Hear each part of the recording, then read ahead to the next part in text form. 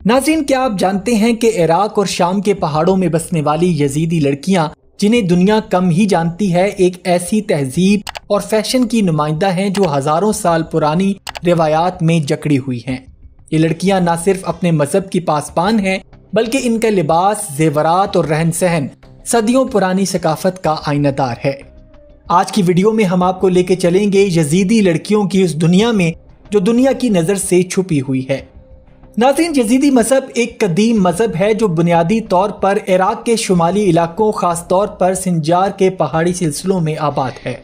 اس مذہب کے ماننے والوں کی تعداد چند لاکھ سے زائد ہے اور یہ لوگ اپنے آپ کو ایزدی بھی کہتے ہیں۔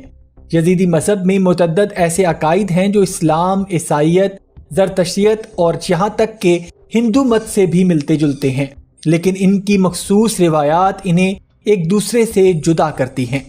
ناظرین، یزیدی معاشرہ خاصا روایتی ہے اور خاندان کی عزت و وقار کو مرکزی حیثیت حاصل ہے۔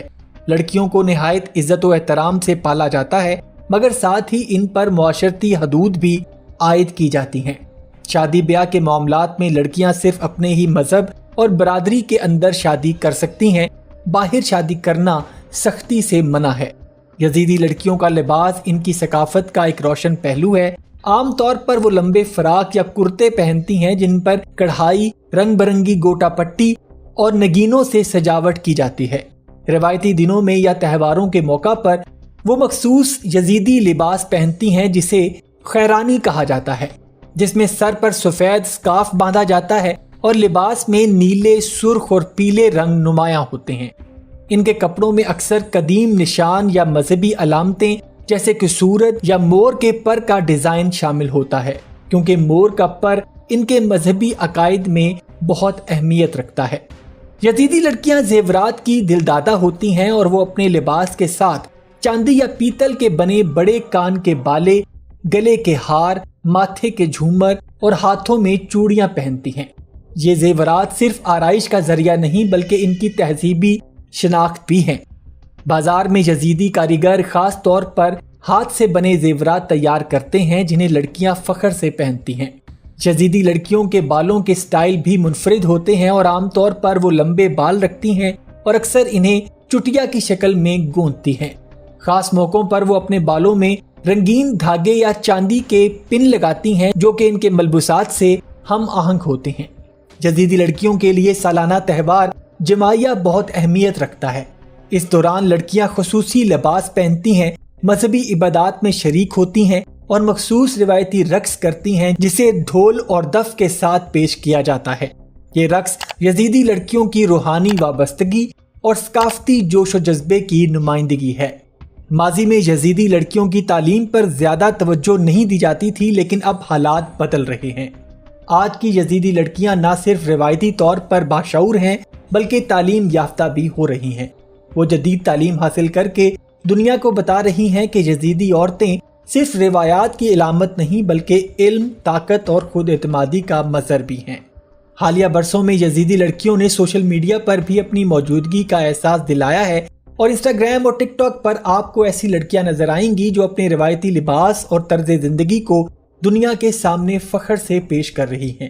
یہ نہ صرف ان کی ثقافت کی نمائندگی ہے بلکہ اپنی شناخت کے تحفظ کی ایک جرأت مندانہ کوشش بھی ہے۔ اور بدقسمتی سے 2014 میں داعش کے حملے کے بعد یزیدی برادری خصوصاً لڑکیوں کو بہت سی اذیتوں کا سامنا کرنا پڑا۔ ہزاروں یزیدی لڑکیاں اغوا ہوئیں، ظلم و ستم کا نشانہ بنی، لیکن ان مظالم کے باوجود ان کی ہمت اور جرأت آج بھی دنیا بھر کو متاثر کر رہی ہے۔ بہت سی لڑکیاں ان تمام تر مشکلات کے بعد اب دنیا کے سامنے بطور وکیل، استاد اور سماجی کارکن بھی ابھری ہیں۔ یزیدی اپنے عقائد کو کسی آسمانی کتاب پر مبنی نہیں مانتے اور ان کے پاس 2 اہم مقدس کتابیں ہیں، جن میں ایک کتاب الجلوہ اور نمبر 2 مصحف رش یعنی کالی کتاب ہے۔ یہ کتابیں زبانی روایات کے ساتھ ساتھ محدود تحریری شکل میں بھی موجود ہیں۔ یزیدی مذہب کا سب سے اہم اور متنازع تصور ہے ملک طاؤس، جس سے مراد ایک روحانی فرشتہ ہے جسے یہودی اپنا رہنما اور نجات دہندہ مانتے ہیں۔ یزیدیوں کے مطابق اللہ نے 7 فرشتوں کو پیدا کیا اور ان میں ملک طاؤس سب سے بلند و مرتبہ فرشتہ تھا۔ ملک طاؤس کو اللہ نے زمین پر بھیجا تاکہ وہ مخلوق کی رہنمائی کرے۔ چونکہ ملک طاؤس کو بعض اسلامی علماء ابلیس سے تشبیہ دیتے ہیں، اس لیے یزیدیوں پر یہ الزام لگایا جاتا ہے کہ وہ شیطان کے پجاری ہیں، جبکہ وہ خود اس بات کی سختی سے تردید کرتے ہیں۔ اور ناظرین محترم، ان کے بارے میں ایک اور سب سے بڑی غلط فہمی یہ پائی جاتی ہے کہ یزیدی مذہب سے تعلق رکھنے والے لوگ یزید بن معاویہ کے پیروکار ہیں۔ حقیقت یہ ہے کہ یزیدی مذہب کا یزید بن معاویہ سے کوئی تعلق نہیں ہے۔ ان کا مذہب یزید نامی ایک روحانی شخصیت یا فرشتے ملک طاؤس سے منسوب ہے، جو اسلامی تاریخ کے یزید سے بالکل مختلف ہے۔ یزیدی خود کو مسلمان نہیں مانتے اور نہ ہی اسلام کو اپنی بنیاد سمجھتے ہیں۔ اسلام میں یزیدی مذہب کے اکثر عقائد کو شرک تصور کیا جاتا ہے، اور خاص طور پر ملک طاؤس سے عقیدت۔ اس لیے اکثر مسلم ممالک میں ان پر ظلم ہوتا رہا ہے، اور خاص طور پر داعش کے دور میں۔ 2014 میں داعش نے عراق میں یزیدیوں پر شدید مظالم کیے اور ہزاروں یزیدی مردوں کو قتل کر دیا گیا، ہزاروں خواتین کو اغوا کر کے جنسی غلام بنایا گیا، اور عبادت گاہوں کو بھی تباہ کر دیا گیا۔ یزیدی دن میں 3 بار عبادت کرتے ہیں اور قبلہ کی سمت سورج کی طرف ہوتی ہے۔ ان کا سب سے مقدس مقام لالش ٹیمپل ہے جو عراق میں واقع ہے۔ سالانہ تہوار جمعیہ میں ہزاروں یزیدی جمع ہوتے ہیں اور وہ سورج، آگ، پانی اور قدرتی چیزوں کو پاک مانتے ہیں، غسل اور طہارت کو بہت اہمیت دیتے ہیں۔ اور یزیدی مذہب میں چند چیزیں سخت ممنوع ہیں، جیسا کہ نیلا رنگ، کیونکہ یہ ملک طاؤس سے منسوب سمجھا جاتا ہے۔ نمبر 2، لیوٹش کاہو کا استعمال، کاغذ کا پھاڑنا، عبادت گاہ میں تھوکنا، اور آخر میں مذہب تبدیل کرنا، کیونکہ یزیدی مذہب میں تبدیلی مذہب کی اجازت نہیں ہے۔